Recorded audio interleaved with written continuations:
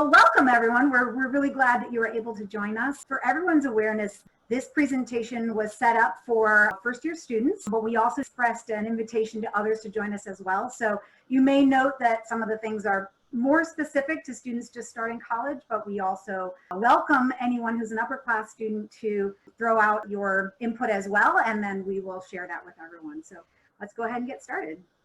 So we want to tell you a little bit about what to expect. We're going to introduce ourselves. We're going to give you a lot of guidance about how to be successful in college. We are going to have an actual time management and action role play where you'll get to see what it would look like if you were sitting down with a time management academic success strategist. We'll see how our time goes, and if we feel like we have time, we might go specifically to the website so that you can see what's there. Otherwise, we'll give you a little preview before. And we'll leave time at the end for questions and answers. But I do want you to know that we're going to welcome questions all along the way. So there is a question and answer, a Q&A box for you to click on. And if you have questions along the way, feel free to put them out there. And if we don't answer them as we're going along, John is going to keep monitoring it, and we'll make sure that questions that you present will either get answered at the end of the session, or we might follow up with you if it's something that we either don't have time for or that seems maybe too specific of something that we would answer, then we'd be happy to follow up with you individually. If you don't get your questions answered, you can always send an email to us at SOAR, S-O-A-R, @dickinson.edu. So let's get started. So I'm Marni Jones. I am the Dean and Director of Access and Disability Services, ADS, and also of SOAR, which stands for, as you may now know, Strategies, Organization, and Achievement Resources. I've been at Dickinson for 10 years. I have a background in education, and I have worked in other places in the country, and also I lived 8 years in West Africa and was an educator there. I'm really excited to be working with Dickinsonians and excited to be with you guys today. John? Yep. I'm John Joyce. I'm the Access and Communications Coordinator for the offices of ADS and SOAR. My background is in K-12 education. I spent 7 years as a middle school teacher in English and social studies prior to coming to Dickinson last year. So this is my second academic year, but first fall semester at Dickinson. I'm responsible for being the initial point of contact for people with our office, and then for this semester, as well as helping to set up the time management sessions or kind of directing you to where you might need to go if you have inquiries for us. Great. Olivia? Michael, why don't you go next? Hi, I'm Michael Murphy. I just graduated from Dickinson this past May. I studied neuroscience and health studies. I was also a tour guide, I did track, and I was also a time management strategist with SOAR. This fall, I'll be starting a master's program at the University of Pennsylvania. I'm getting my master's in behavioral and decision sciences. And so specifically, I'd like to learn more about the science behind habit formation and health. I'm also going to be a remote learner, and I actually worked as a student orientation director last summer. So I totally know what's going on with you guys and can't wait to do the session. Hi, I'm Olivia. I'm a senior this year, or rising senior. I'm a music and American studies double major. On campus, I work in the office of SOAR as a time management strategist and all the other little things that we do. And I'm also the president of our college programming board, MOB. And we're in the process of planning lots of virtual events to help everyone connect this semester. And I'm super excited about that. Yeah, and Olivia is extremely well connected. And so if you ever are wondering who you might want to reach out to ask a question about who might be able to help with what, Olivia would be a great resource for you. So I wanted you guys to be aware when you come to campus, we are located in Old West in the lower level, and you can see that that is an acronym for OWL. So we like to lovingly say that you can come to the OWL to SOAR. And when you come to SOAR, what you'll find are there's going to be a lot of available handouts for you. So if you're more of a paper person, you'll be able to come into our lounge in the resource hall. You can pull any of the handouts that you feel like would be relevant for you. And that's going to be available for any student to drop in at any time. You can, of course, print out any handouts that we have on our website, because this semester, SOAR is located wherever you are, right? Because it's all going to be, you're going to be able to access all of the resources that we would have in person. You can access them online. So I wanted you to be aware that if you go to our webpage, this is the landing page if you haven't been there yet, and this is what you'll first see. And at the very top, I wanted to make sure that you are aware that there are 2 links that are specifically for remote learning. So time management and academic success, as well as social, emotional, and mental wellness. And also on this page, if you scroll down further, I'm going to show you what you would see there. So on the first page, the time management and academic success page, these are all the things that will appear there.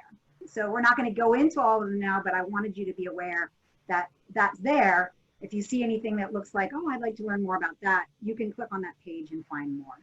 On the social, emotional, and mental wellness page, you're going to find additional tips. And these are some of the categories of tips that you will find there. And lastly, if you go to the main SOAR page and you scroll down, these are all the subsections that you'll find. And each one of these is its own page, right? So when you click on that, it tells you more and gives you more tips, apps, and things that will be supportive when you click on those pages. Okay, so now we've got a question for you. So what we'd like you to do now is get your fingers on your keyboard, and we would like you to respond in the Q&A link to how do you think things are going to change from high school to college? What do you think the major differences are going to be in the way that you manage your time? So we'd like you to go ahead and start putting out your ideas, no wrong answers. And yeah, what do you think? Okay, well, it was like this in high school. It's probably going to be like this in college. And we're going to kind of just focus on, there may be a lot of ideas that you'll have about what it's like when you're on campus, but we're going to focus on what it's going to be like this semester when you're not. Are you seeing any responses, John?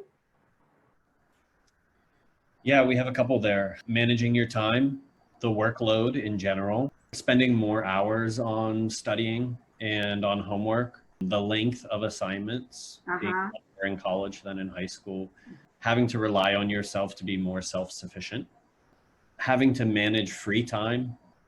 They keep pouring in, so I can keep going if you'd like. Yeah, no, those are good. Well, let's see how many of those that people came up with actually align with, we'll pull back the curtain and see how those align with some of the things that we came up with. So yeah, why don't you start, John? Yeah, I mean, a few of you mentioned this, but longer classes. What's typical in high school might be 45-minute to hour-long classes. And at the beginning of your time at Dickinson, you might have classes that are close to that, maybe an hour and 15, hour and a half long, but you also end up having some classes that might be 3 hours long once a week. And so the sessions might be fewer. You might not have a class every single day, but when you do have it, you'll be spending more time in the classroom. Yeah, there will also be greater expectations for autonomy. So for example, if you have a blog due every Thursday night, chances are you won't be getting a reminder from your professor. So as someone said in the chat, more self-sufficiency in college, maybe compared to high school, and also a greater responsibility for information conveyed during class. And so that means you'll really have to be paying a little bit more attention perhaps, and making sure that you're capturing what is shared during class sessions, readings, and all the other information that you'll have access to. There's more unscheduled time when you're like at home, and when you're on campus in the college atmosphere. When you're in high school, your classes go back to back, and you may have classes at Dickinson that go back to back, but there's more chances for breaks in between them, like an hour or so. And there's different ways that you can fill that time by like working on your homework or studying to get ahead. Yeah, and a lot of times in high school, not always, but there may be professors who will give you a study guide or will, make sure that you have a good sense of what you're going to be tested on. That's not necessarily going to be the case. In fact, often it's not the case in college. And, one little tip I'll give is that it's not at all an inappropriate thing to do to go to your professors and say, now you don't want to say, what's going to be on the test? Because that's not a question they want to hear. But what they want to hear is, I'm trying to prioritize what to study, and I'm wondering if you could tell me which things I should focus on, what's the most important, right? That you want to be able to measure that I know. And that might help you a little bit more to feel prepared. Yeah, another difference is just going to be more long-term assignments. You'll find at the beginning of this semester, and some of you probably have already, you'll get your syllabi for each of your classes outlining the assignments that you might have due in November. And they might be things that you'll be expected to work on this whole time, rather than being given homework on a day and having it due the next day. You'll have those fewer but longer term assignments. And the tests that you will have will more than likely cover a lot of information that spans weeks or perhaps the whole semester. So you'll see this in the form of midterms and final exams, which is another reason to get your time management in order now. So that way you'll be very prepared for those bigger exams. And there's a lot of resources on campus to help you like get everything, like all the different things you need. So you might want to go to the writing center. There's a multilingual writing center and a writing center that focuses on different subjects in English. There's a QR center, there's TAs, advisors. There's so many people on campus who are here to help you. Yeah, that's absolutely right. And so we want to have you thinking about the habits that you're going to be forming in college. So what I want you to now get onto the Q&A and type as your suggestions are, what do you think some of the habits are that makes a college student successful? Let's see what you have to say. And John, you could read them off as they're coming in maybe. Yeah, I will. There's a couple that came up when people noted some of the differences between college and high school. For example, just being a greater self-advocate, being able to exercise some flexibility. Let's see, staying motivated to learn. I think in particular this semester might be a challenge for people. Right. Managing time, making a schedule yourself and sticking to the schedule. And we'll be covering that for sure in this session. A couple people mentioned making sure that you have a consistent sleep schedule, staying disciplined. Multiple people mentioned healthy sleeping habits, which as a former undergraduate myself, I can say, yes, definitely goes a long way towards setting yourself up for success.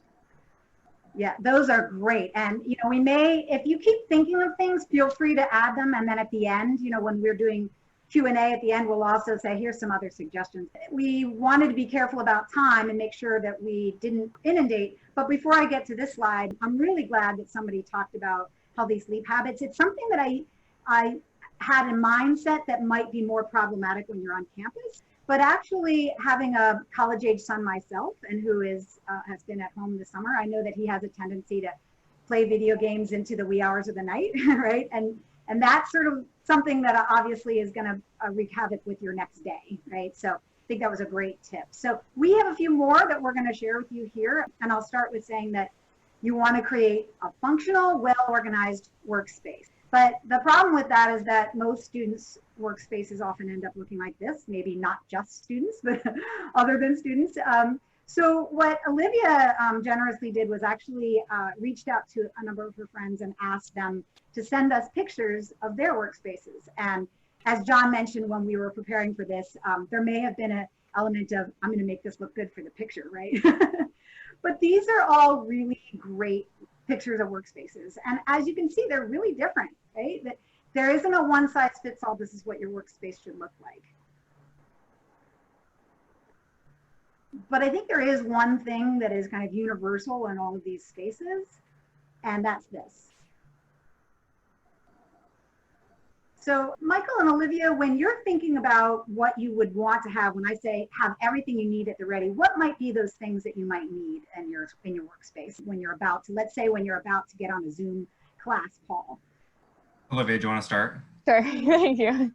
I like to have, along with my computer, my notebook for my class and a pencil and pen to take notes for my class, and an additional either like notebook in general or sticky notes to write other things like deadlines that my teacher may have mentioned during the class period, to keep it separate from my class notes so it doesn't get lost in there. Yeah. What do you think, Michael? I would just add to that a laptop charger, since most classes and assignments will be digital.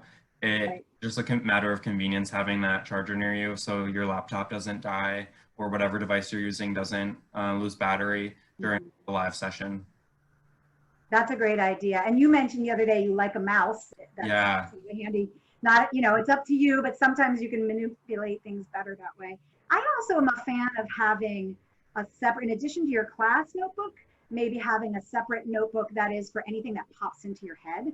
I call it my brain dump notebook, because you're going to remember things in the middle that it takes up a lot of brain power to think, don't forget that, right? To just be able to jot down things that come into your head, and you don't necessarily want them in your class notebook, but you want them easily accessible. So great. So in addition to having your computer organized, having your space organized, you also want to make sure that your actual computer is organized, right? You're going to be getting a lot of things digitally this semester.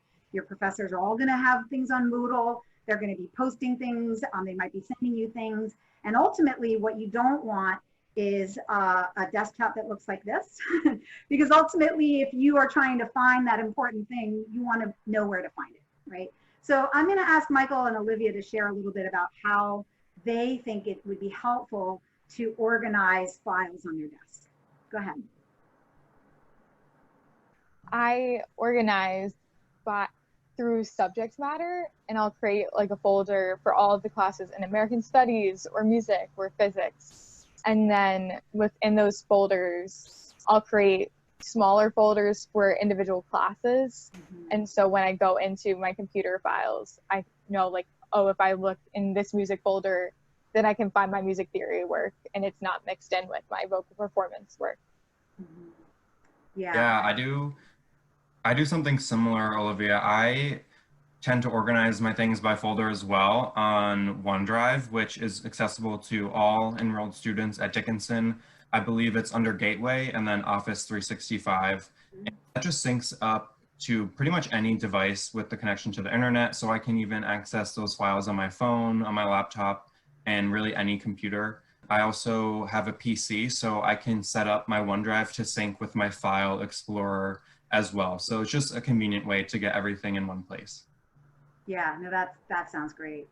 So another tip that we want to make sure that you're thinking about, it might seem kind of a no-brainer that you want to take notes in class, but I've spoken to a lot of students who have said to me that they didn't really have to take a lot of notes in high school, and that's really going to change in college. Michael, can you speak to that at all?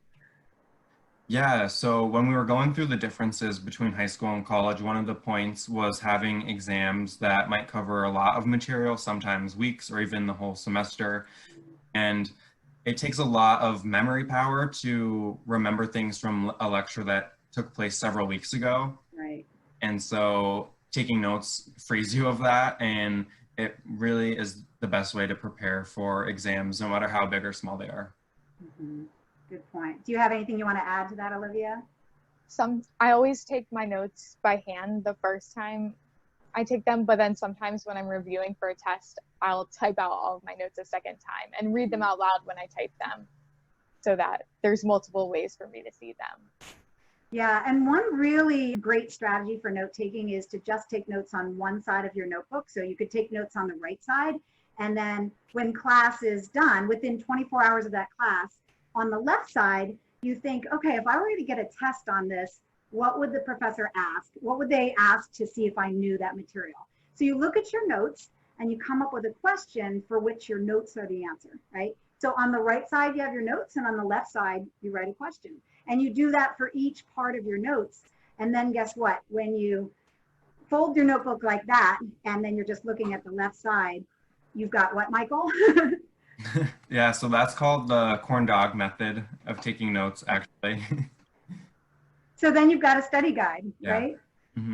So this is Michael. I love the fact that he said that when he started working for us, for our office, it wasn't something he'd done before, but then started incorporating. And I love the fact that someone who's already really competent at study strategies as he is found this new tool, right?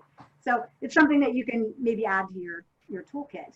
Another important aspect of your successful college life is going to be tapping into the availability of your professors, right? So professors are all going to have something called office hours. So Olivia, can you talk a little bit about what a professor means when they say to have office hours? Office hours are a period of time that your professor sets aside that you can meet with them.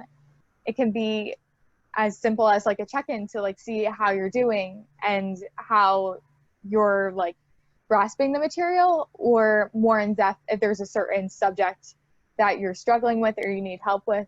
I've had classes that have overlapped with some of my professors' office hours, and I've been able to schedule regular meetings with my professors outside of their office hours to review material in addition to the times that they set aside. So they're super accommodating and they're always there to help.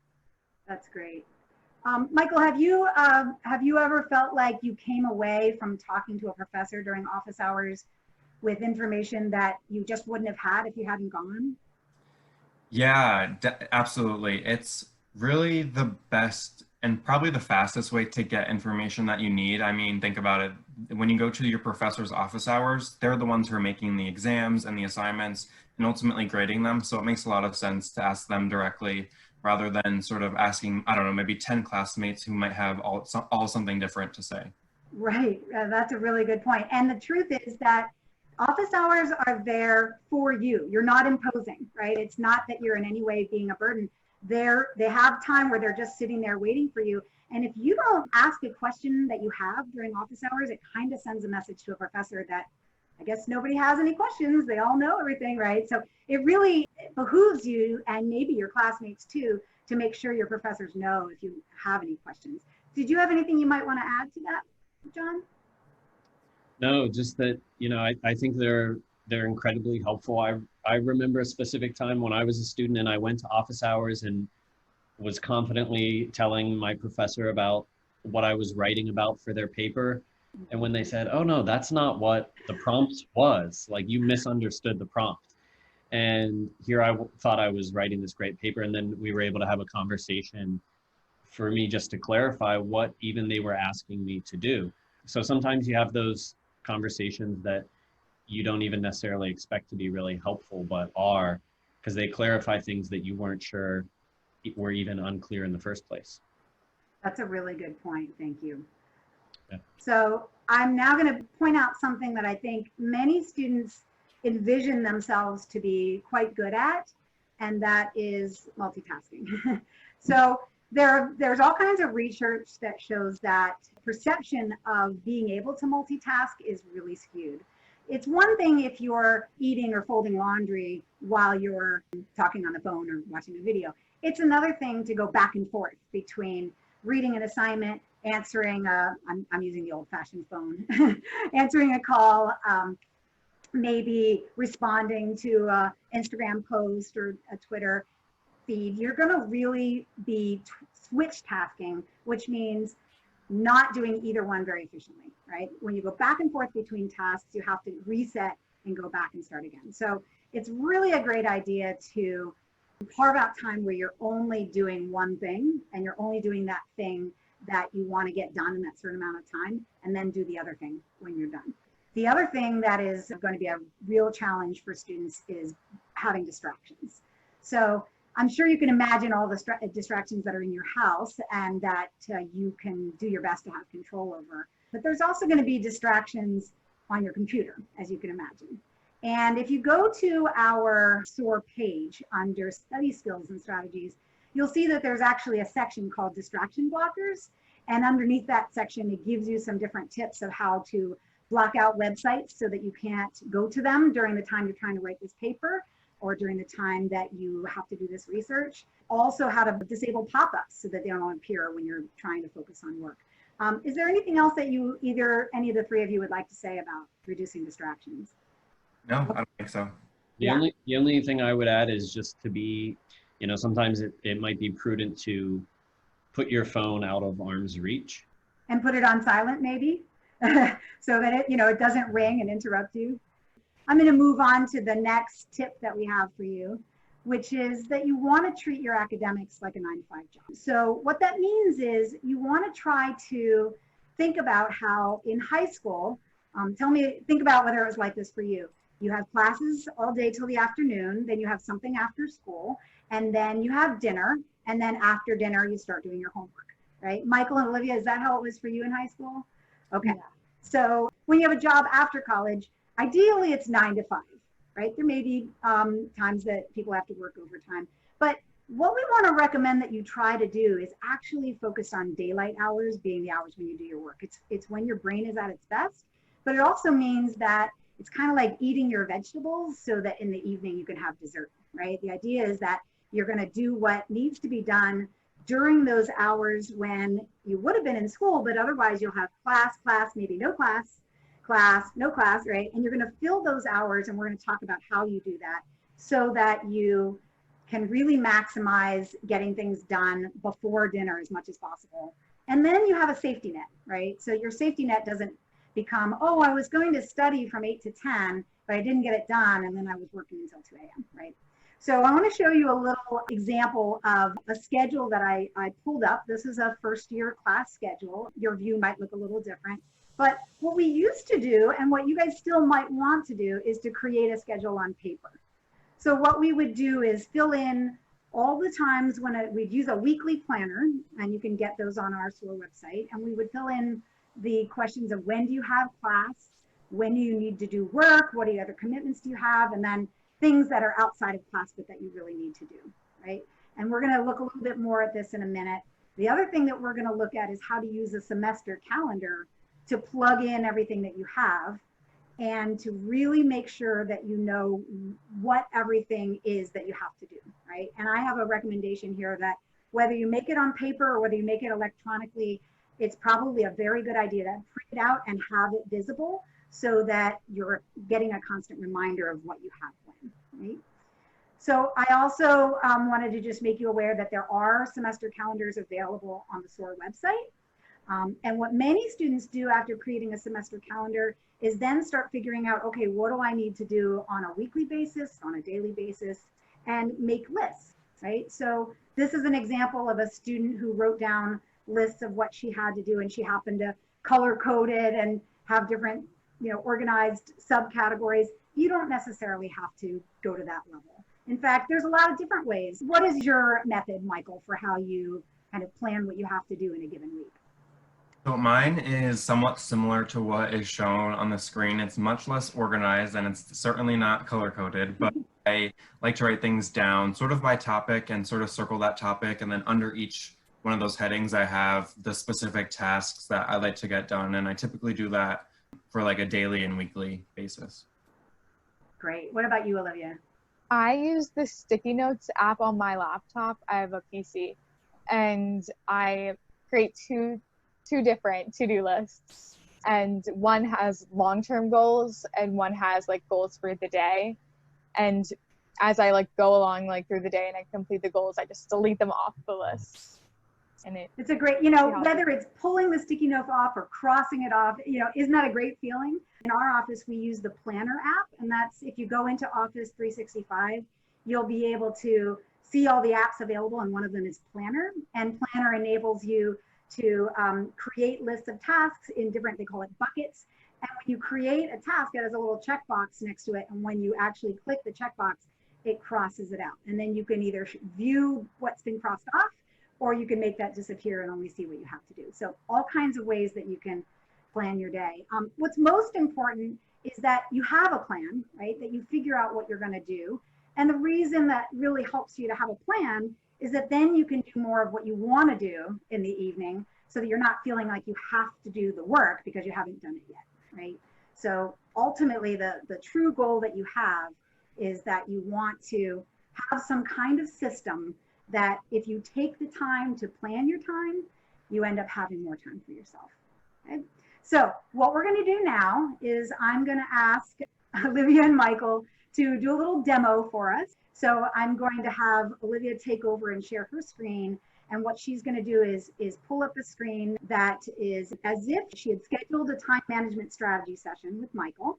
And before she had the session, she was told, okay, you should go ahead and create a weekly plan, and you should create it either on paper or on a calendar, and then plug in all of your classes, right? That's the step one. So Olivia, can you show us what that would look like? Yes. I'm pulling it up now. Welcome back, John. There we go. Oh, June 2019. That is not the. Yeah. So when we did this, we just picked a random time, so just kind of don't really pay attention to the specific month. So what Olivia's going to do is she's going to go to week view. Right now it's in month view. And when she goes to the week view, it's going to pull up just the week of the classes, and it's a little slow to load, as you can see. So it's going to pull up just the week of the classes where she plugged in each of the classes that she has. And she's going to play the role of a first-year student. And so this is going to look like a schedule that a first-year student might have. And it's June 8th, I think, is the week you want. And there we go. Yeah. All right. So Olivia, thanks for coming in, and I appreciate you taking the time to add some of your classes to your weekly schedule. Are these all the classes that you have right now? No, I'm also taking an American Studies class. Would you like me to add that in right now? Yeah, let's walk through how you can add that to your weekly planner. I'm going to create a new event, and I'm going to title it American Studies. That's the shortened version for American Studies 101. I'm going to make a category for it, so every time that this event pops up, it's always yellow, which is the color that we chose for American Studies. And so it's all color coded. What were you going to say, Michael? I'm sorry. Oh, no, I was just going to say that's great. It seems like a great way to really visualize your planner and stay organized. This class occurs every Monday and Thursday from 3 to 4:15. I'm going to change the time. And it repeats on specific dates. Notice she's clicking customize because she wants to be able to make it specifically 2 days. Yeah. Thank you. Monday and Thursday. So it will repeat every day. Let's keep it within this semester. It'll repeat every Monday and Thursday, since those are the dates that these classes will run. And then I'm going to hit save. And it should pop up. Did I? The start date. Sometimes it takes a minute to show up. I think the default start date was today. Olivia. Oh my gosh. So I'm sorry. that we're using this past June, so it wouldn't have shown up yet, but it will show up under August. But Here, I can when you enter things on Outlook, it's going to default to whatever the current day is. And so if you need to make things for the future, or if you want to do like what Olivia is doing, but a recurring event has already started, like it started last week and it's going to continue the whole semester, you just kind of have to change the start date like that. Yep. And actually, we can pretend that we did that intentionally, because now you can see what you do, right? How you go back in and edit it. And as you can see, she can go back and edit it and have it start at a different time and save it. We've found that sometimes if something doesn't show up right away, if you just refresh, then that'll help. So let's see if it shows up. And using the calendar function is also a great way to add a reminder. So you can set that reminder, for example, 15 minutes before your Zoom starts, and that will sort of prompt you to log in and be on time. Okay, awesome. So Olivia, it looks like you have all your classes in. Thank you. Do you have other weekly commitments that you want to add to your weekly planner? Yes, I have weekly mob meetings every week at 7 and an appointment with the wellness center that's reoccurring. Okay. I actually put them in next week. Okay, awesome. Yeah, I can see your counseling appointment on Fridays there. And great, yeah, I see the mob meeting as well. What would you recommend I do next? Great question. What I would recommend doing next is filling in times to study for all the classes that you have. And there are 2 ways that we typically recommend studying times. And one of them is studying right after that class session ends, or as soon as possible after it ends. And the other way is studying around the same time of day that class is usually held. So for example, I could see that you have biology on Tuesday and Thursday mornings. So do you want to add studying for biology on Monday, Wednesday, and Friday mornings. That works for me. Great. And now we're going to fast forward as if she's entered all those times. So Michael has gone through with every class with her, talked when might be a good time to do work for that class. And by the way, when we say study, and you'll see that this is her finished schedule once that she's worked on with Michael. When it says study, what it really means is do something that's related to that class, right? So it might be homework, it might be reading, it might be preparing for a test, but it's time that you've allocated to that class. Because remember, we talked about the 9-to-5 job with flexible hours. It means that you have some work time where you go to the workplace and sometimes where you do stuff for the work, right? And so this is an excellent example of how you would schedule your time. Now, Olivia, now that you've got a full day scheduled, what do your evenings look like? My evenings are pretty open after the scheduled dinner time. My only activity is mob, and then I have the rest of the evening to myself. Awesome. And one of the things I love about the schedule that you created is you built in a lot of time for taking a walk or taking a break, right? So it's really important for you to be thinking about what do you need and how is it gonna, what's gonna work best for you. And I think that knowing that might be a very good way for you to refresh and get your brain in a good place to not just go back to back into each thing is a really great strategy. So excellent. So Michael, what would you recommend after this part of the strategy session? Yeah, so next I would recommend zooming out a little bit and working on the semester calendar. It's a great way to plan out your semester as a whole, and it allows you to be proactive about some assignments that might take some more planning. If you scroll to the month of January. Well, actually she's in May. Yeah. So what we're going to show next is we worked on this a little earlier because we wanted it to already be there for you. So what Olivia's going to do is show you the month of May. And in this simulation, it's going to have plugged in all of the assignments that she has for that month, all of the test dates and due dates.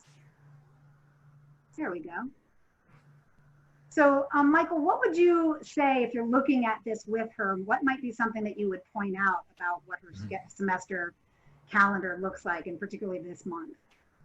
Yeah, so a few things that pop out, one being the 2 due dates on the same day. So if you see on the 18th, there's an Italian test and a first year seminar paper. So that's something that you'd want to talk with and sort of plan ahead for. And also on the 25th, again, both an exam and a quiz in different classes. So go ahead. I was going to say, how would you suggest I prepare for that, Michael? Yeah, great question. So what I would recommend for the 18th, with the test and the paper, I would sort of advise you to complete the paper before Monday the 18th. And so one way you can do that is, for example, set on your calendar to have it done by the Friday previous, so the 15th, and that will open up your weekend to just focus on studying for your Italian test. Does that sound good to you? Yes, thank you. So Michael, do you have any examples that you could demonstrate of how someone might have gone ahead and made some determinations of things that they should do based on what their calendar looked like? Yeah, I do. And that example is in the month of January. So we can take a look at that and see how someone else sort of tackled a similar question. Yeah, so as you can see here, the week of the 25th has some different final due dates for various projects. As you can see in the yellow, that is a bio paper that you have due. In the blue, that's an American Studies exam. And then on Wednesday, the 27th, in red, that's also the due date for a group presentation. And these are all very realistic deadlines. Chances are you will have deadlines that are on the same day. And so this is a great way to sort of think that through.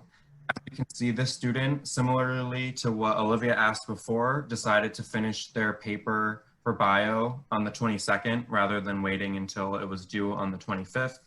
Again, that left their weekend open to study. And you can see for the other assignment, the group presentation, there are 3 smaller tasks that helps the student finish that successfully for the 27th. Those look like really great tips. John, do you have any advice for students? We talked earlier about how you might have a writing assignment that's due, 5 weeks, 10 weeks later, and there's a lot of writing here. What kind of tips do you have for students about tackling their writing? Yeah, there are a couple. I mean, I think that one is that sometimes your writing assignment that's due in 2 months might be based on readings and class discussions that you're not going to do for 2 months. And so it might be difficult to plan ahead until you're really in that part of the course. But I think one step is just to have a sense of yourself and to know how long different parts of the writing process might take you. And so are you someone who is able to get going, but really needs to spend a lot of time revising and editing? Or maybe you're someone who really has a tough time getting started. And so there's a couple strategies you can use. I would just recommend planning backwards, setting a due date for yourself for either a final draft or definitely for a rough draft, and giving yourself a little bit of a window until the actual due date. I also would recommend setting a start date for yourself. One of the ways that might be helpful in doing that is by setting a start date that coincides with office hours, so that you could go and talk about the assignment with a professor, make sure that you're on the right track and kind of start to form your ideas, but make sure that you give yourself enough time to put those ideas down on paper, come up with a draft with, again, a little bit of a window before it's actually due, in case things come up and you can't stick to that deadline, or just to give yourself that time to kind of sit with it and digest it and make any corrections that you need to.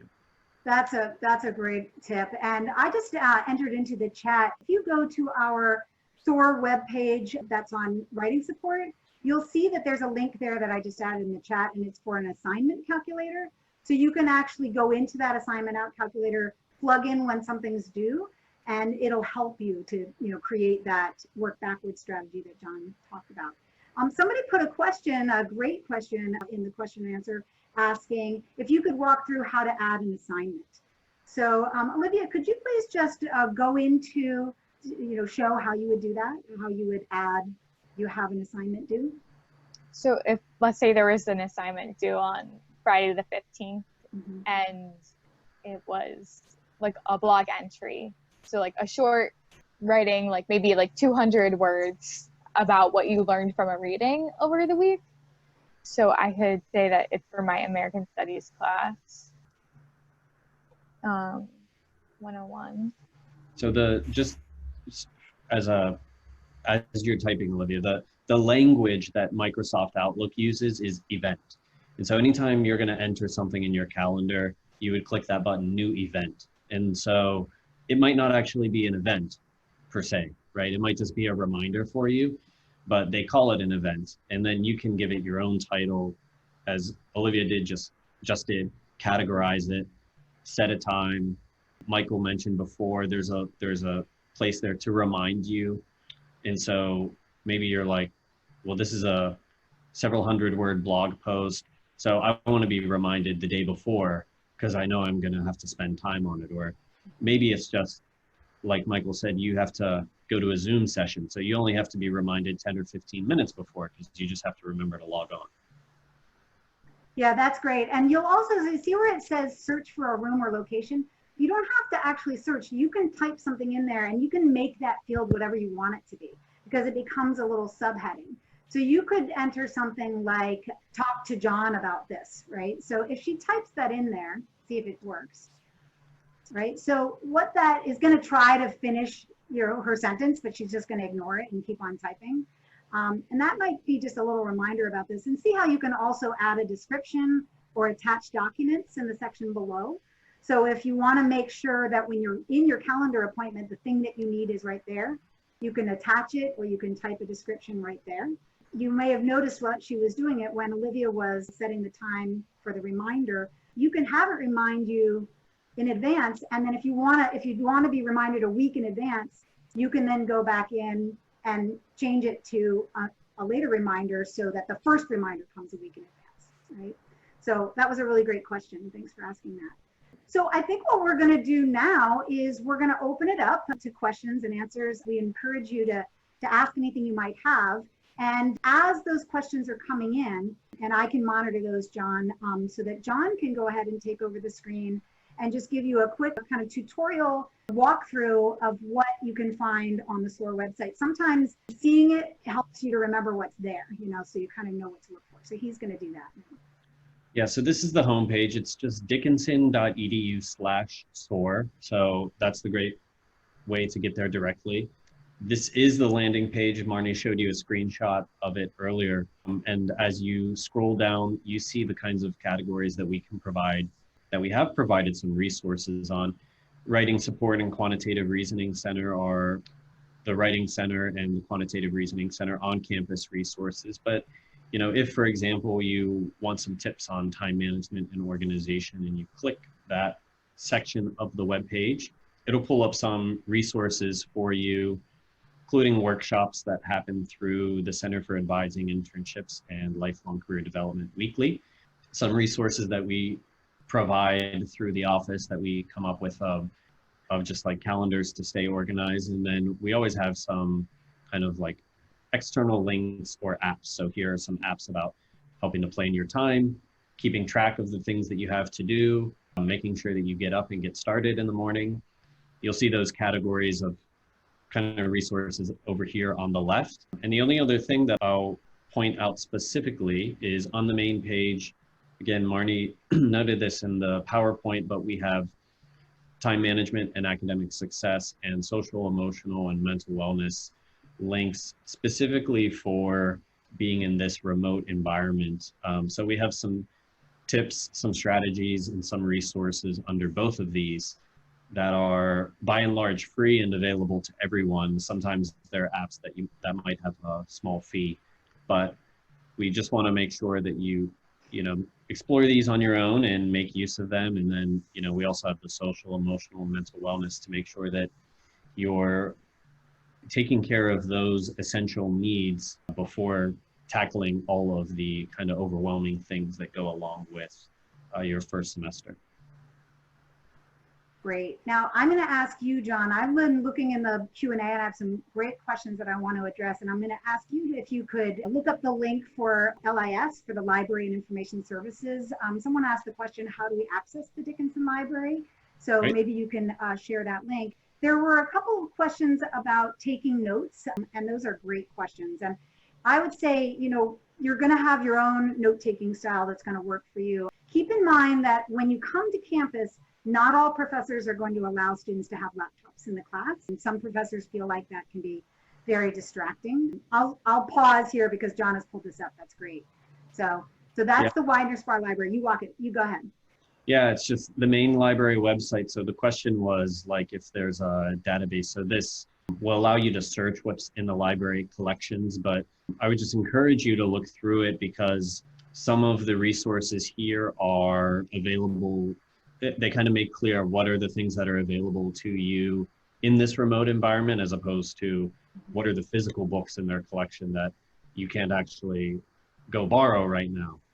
But on the left here, they have frequently used pages. So they have, some different guides and resources that you might be able to use depending on the class that you're working on. Right. And John was just hovering a moment over HabiTrust. That's near the top on the right there. That's actually an online digital library. So when you type that, you can actually type in a book that you're looking for and then see if they have it digitally. And then that's a pretty cool way to be able to just download a book digitally. Yeah. And also on our SOAR website, there's some guidance on our study strategies page that tells you how to convert books in digital format to audio format. So if you want to read your book out loud and have it read to you out loud, you can do that. So that's on the, scroll down, John, if you would, and it's study strategies. And then read and write. And John, if you would, I'll let students watch this on their own because I'm kind of keeping an eye on the time. But on the left box, the gray box there, if you would click on note taking, you'll see that there are tips on how to take good notes. What I was starting to say earlier is that some of your professors are not going to have students be permitted without permission to use laptops in class. So just kind of keep that in mind that they may be worried that students are not actually taking notes, but they're doing other things on their laptops. And so it's not a bad idea to also be in the habit of taking notes by hand. Some students prefer that.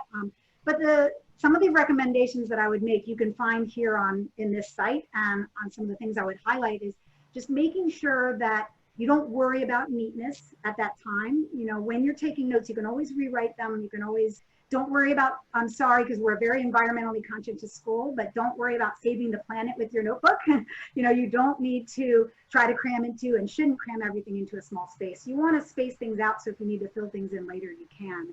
But I would say really practice good shorthand. You know, don't worry about writing out, you know, long words. Start getting in the habit of when you say people, do PPL.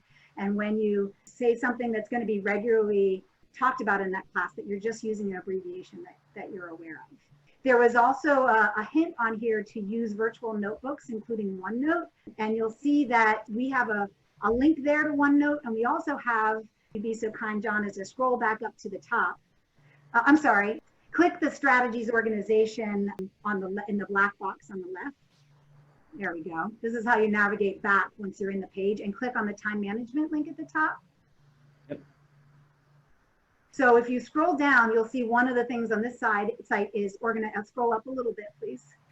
There you go. Organize your life with OneNote. So on that, in that section, gives you all kinds of tips of how to use OneNote. It has a great, it's a virtual notebook, but also it has a dictation feature, which means you can talk and it'll type out what you say.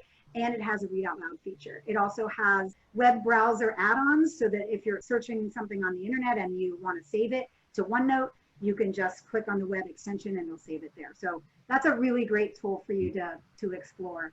Did anyone else see anything? Okay, there was a question asking, do professors record Zoom sessions in case you miss something? So professors will be recording. They will not necessarily always be posting. It really depends on each professor. They have the prerogative to choose. You can certainly ask a professor if you need to, if you might be able to get access to a recording. What they might just share is the transcript of a class. They do have, when they make a recording of the class, it makes a transcript. So it is really unique to the professor.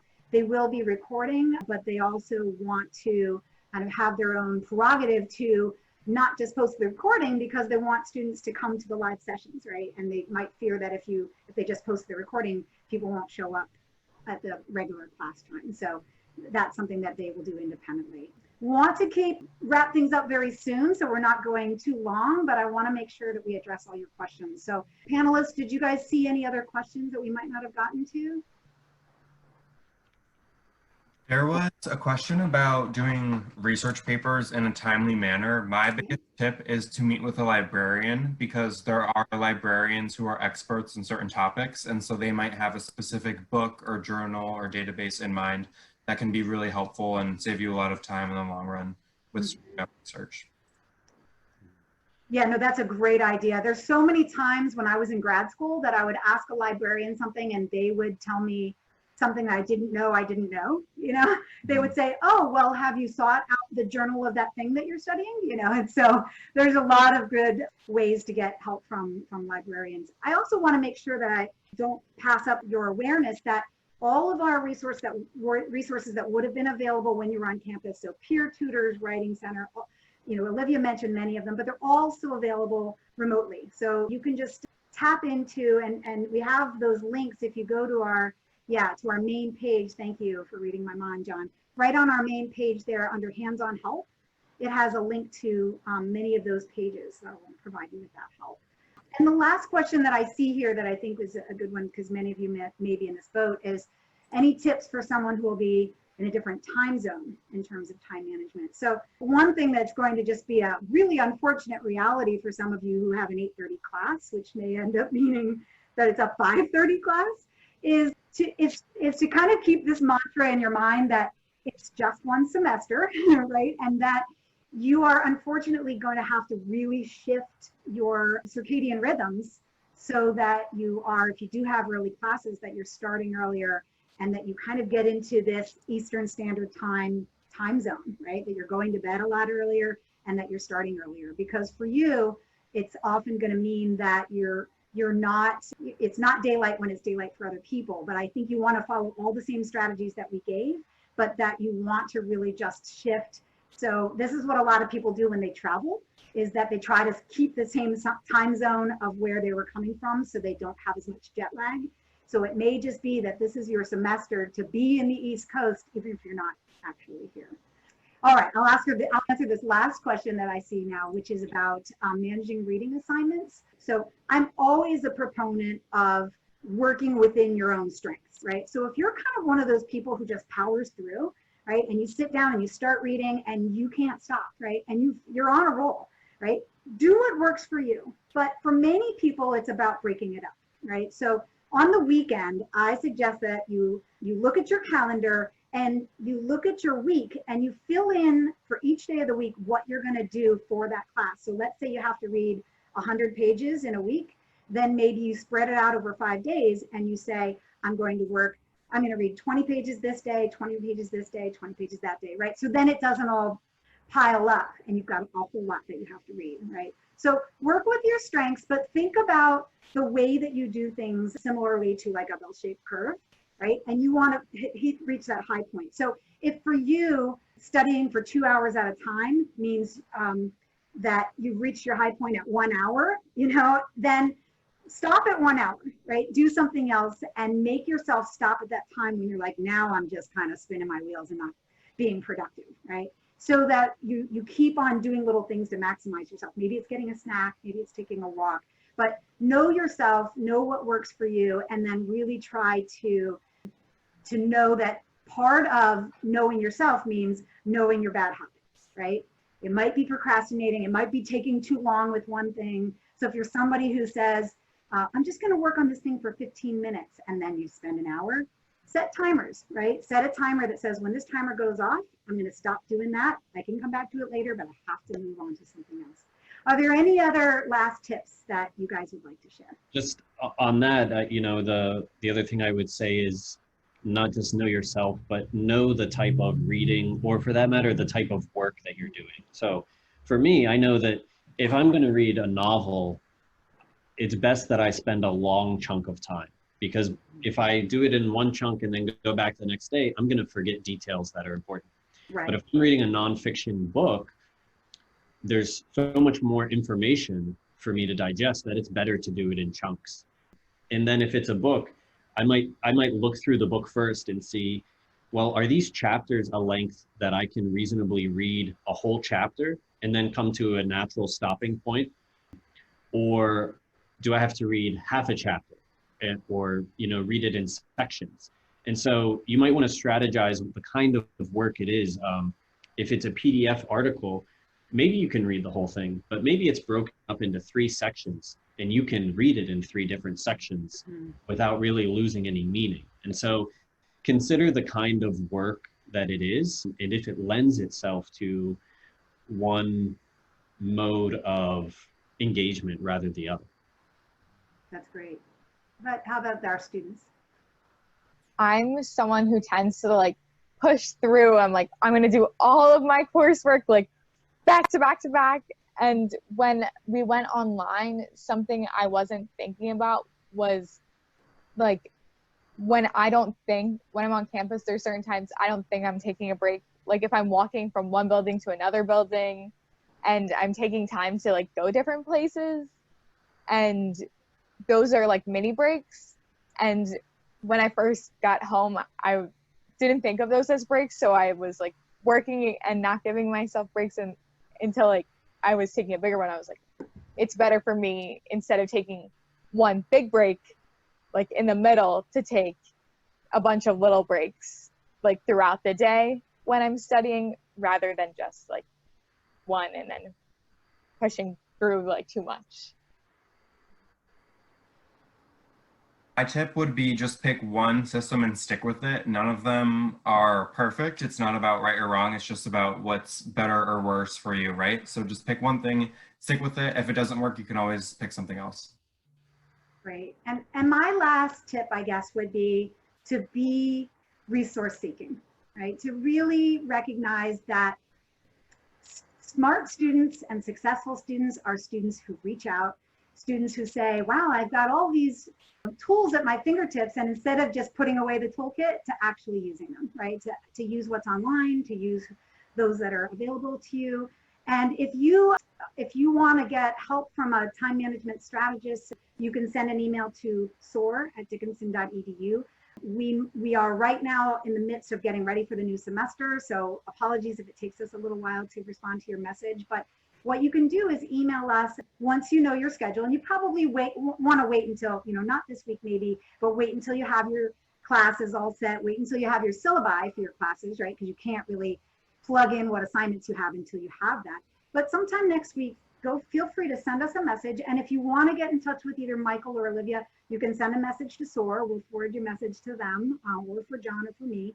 And just know that reaching out is really a sign of, strength and smarts, right? And that it really shows that you are tapping into every available strategy that you have to make the most of this semester. So I think that's all we have. I'm really glad that you guys joined us today. We're going to be recording this. It's being recorded, actually. So if you ultimately want to, if you missed part of it, if you joined us late, or if you, had to leave the room and come back, we'll eventually be posting this on our SOAR webpage. So just know that you'll be able to tap into this at a later time if you'd like to. So thank you for joining us. Have a great rest of the week.